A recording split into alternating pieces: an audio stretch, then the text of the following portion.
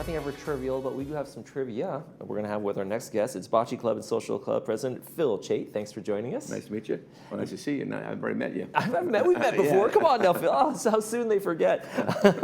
Welcome to the club. Thank you. So let's talk about we'll talk about the trivia night that's coming up. But what's new with the club? What's going on in terms of any updates? Yeah, well, our membership is growing tremendously. We're up to about 320 members now. Wow.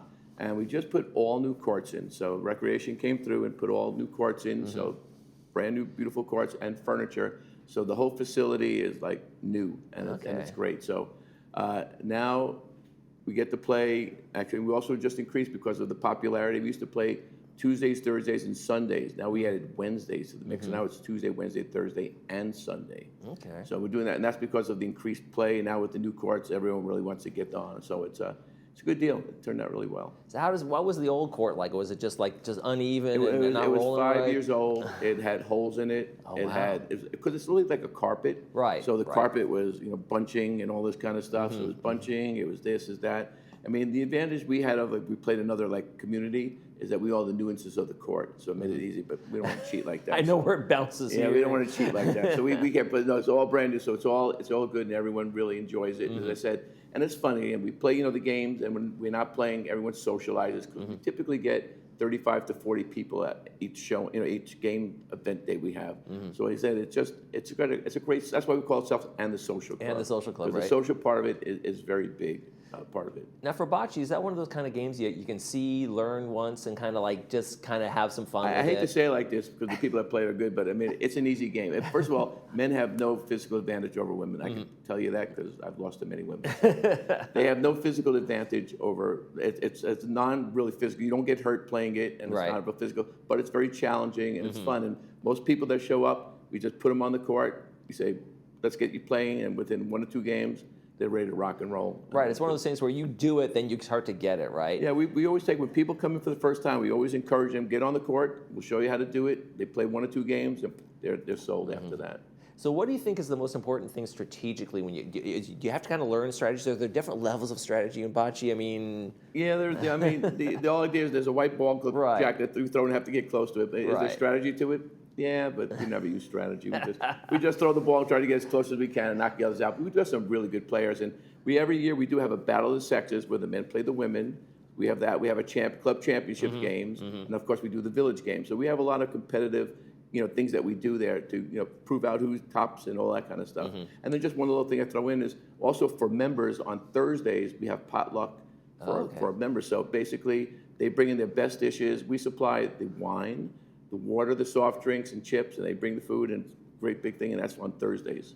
Yeah, there is. Well, lots of fun there. You can always have a strategy until you throw it. Then who knows? Yeah. We throw it. You can kind of figure out where it's going. But as I said, it's a game of inches. You think baseball is? Sometimes you miss on bocce court. So, but it's a fun game, and it's a really fun game to play. That's awesome. So you guys have another one of the things, the social side of things. You have a team trivia thing coming up over at Clubhouse 2 on the 14th. Tell me about that. What's it going to be about? This is the second one we're doing. The first one sold out, which we were kind of surprised at. So we were happy to see that. One of the reasons is when you go to bars or other places and play trivia, usually you have to fill out a piece of paper and hand it in, and the guy looks at it and puts everything in, and it takes a while. You have a question. We're all interactive. We bought the top-of-the-line program for it. So basically, a question comes up on the screen. Everyone has their phones. One person at the table has a phone. Comes up on a giant screen in Clubhouse 2. So it tells you, what's the question, all the answers, and you answer on your phone. And it goes right into the system. So if people are tied at the end with the same number of answers, we go by time. But every question takes like 30 seconds, and it goes right in, and we always give the standings. After each question, we tell everyone what the standings are.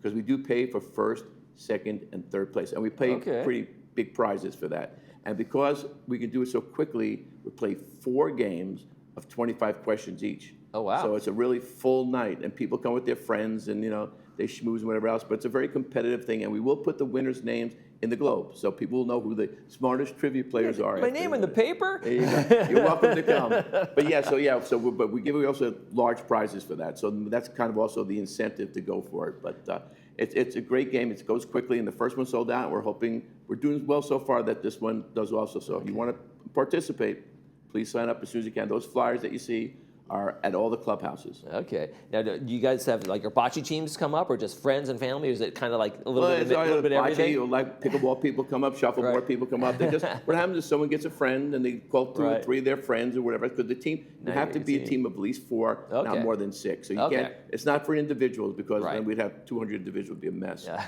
So it's 4 to 6 people on the team. And that's what you do. You call your friends and you call whatever your teammates and. You get a team together, and that's what we all do. You give yourself your own name within reason. We've had some we had to change, but within reason, you can do your own name, and we just play. There you go. Does bocce lend itself to be kind of a social club, kind of like golf is very social, tennis is social, pickleball is so social? Right, because we have 3 courts and 4 people play at a time, so that's 12. Right. People playing at one time, so therefore, usually, 25, 28 people aren't playing, so they sit around and they watch the games, they make comments about it. So it is, and the people are great. The people that belong to our club are just very friendly. I mean, honestly, when I moved to Laguna Woods, that was the first thing I went to. A friend brought me to see the bocce, and I ended up there and becoming president of it for a while because I enjoyed it so much. But yeah, it's a very great group of people, and we always make everyone feel welcome, so everyone gets along really well. Yeah. Do you feel like you build a sense of community around that? You see the folks at different events, you're like, hey, that's my bocce buddy. Oh yeah, yeah. When they come to all the events. We usually all sit at the same tables and stuff. But yeah, because as I said, and we're growing so fast that we're just meeting more new people, making more friends, and then just those relationships lead on to other areas and do so. It works out well. Yeah. It works out well. And how important is it for people like to get involved in bocce or whatever it might be to kind of like be in this community and kind of discover the social aspects of everything? Right? Well, again, unlike golf, you have to have clubs and all this kind of stuff, and and pickleball, which is a lot more strenuous than that, but it's not a real strenuous, taxing game. So I mean, we have people playing that are in wheelchairs. We have people on walkers. So even under those circumstances, you can still play just fine. So as I said, there's no physical limitations to it. It's a fun game to play, and it's a little tougher to master, but it's a fun game to play, and therefore, and it's outside, obviously, and so it all lends itself to a really great day. Right, lots of fun, lots of fun. Yeah. So what do you have coming up in the future? You have to keep this thing lively. It's grown, and you're doing a great job at it. So what is it that you're going to keep this momentum going? Well, we used to do a lot of dances, but we're kind of cutting back on that because there's a lot of dances in Laguna Woods. Yeah, every so many Boomer, already. Chicago, every rock and rollers, everyone has their dances, which are great. Don't get me wrong, they're great. But we said that's not the way we want to then go after, because also we have our events on the second Tuesday, and Tuesday's not really a big party night typically. That big dance. So night. instead of dancing, which we are still doing a couple of them, but we're mostly going to be doing trivia and our mega bingos. So in fact, next month is a mega bingo game. And why we call it mega bingo is, again, we give very large prizes. And how we do that, we play 13 games, and I can't say the amounts on the show, unfortunately, but let's just say, I think they're the largest prizes given for a bingo game out there, and if not the biggest, the second biggest. So again, that's what we're doing, and our sponsors help that. We have sponsors for all our events, and they help fund this. So between that, and since we're nonprofit, everything we get, we give back.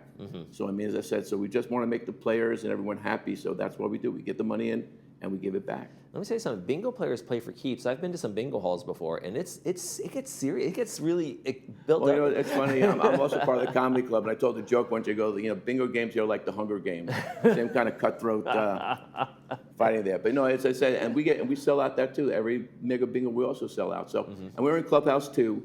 So I mean, it seats about 160, 180 people, but we fill it up. And again, because these are very popular games. And again, the team trivia, the first time we did it, was just a lot of fun. And as I said, you get to play 4 complete games of 25 questions. So your thinking caps have to be on for that. All right. He's got trivia, he's got bingo, he's got bocce, he does it all. And he does comedy club too, that's right. Phil Chait, thanks for joining us. Thank you much. Pleasure. Thank you. You're watching This Day. We'll be right back.